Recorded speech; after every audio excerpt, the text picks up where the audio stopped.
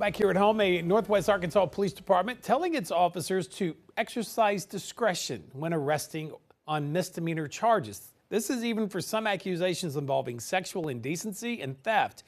Even violent offenders can be released in 12 hours, even if they don't pay bond. This is all in an effort to address jail overcrowding. We first touched on this last night with KNWA's Gabriella Phelan in studio again. And you came across a memo detailing this a couple of days ago, and you tell us it's causing a bit of an uproar on social media and beyond. Doug, an uproar on both sides of the argument is right. Some are saying they support this directive because it avoids needless arrests, while others feel this won't help Fayetteville become any safer. But the Washington County Sheriff says one thing is certainly to blame, and that's jail overcrowding after voters failed to pass a sales tax increase that would have funded an expansion. Across the state, jail overcrowding is becoming a big concern. Today it's 157 people sleeping on the floor. Even in our corner of the state at the Washington County Jail, which hasn't once seen any sort of expansion. We moved into this jail in March of 2005. We can directly correlate our population growth to the growth in our jail population. Washington County Sheriff Jay Cantrell says almost every person held in the jail is facing felony charges because they simply don't have the space to house lower level offenders. We are bound by the state constitution, the sheriffs are, to operate the county jail and to house the felons. So we're mandated by the Constitution to hold the felons.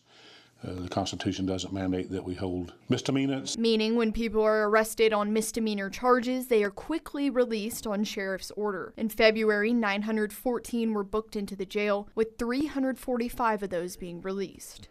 There is no misdemeanor justice. Someone that gets charged, arrested, even convicted of a misdemeanor crime, really has no jail penalty, no jail sanction available to them. Now, the Fayetteville Police Department is advising their officers to exercise restraint and sound discretion when it comes to arresting on misdemeanor charges, suggesting that they instead cite and release in order to not create unnecessary work for jail staff. The only exceptions, violent or alcohol-related charges or those with 10 or more failure to appear warrants, something one resident feels will not make Fayetteville a safer place. The whole purpose of putting people in jail is protect society and then deter from future criminal activity.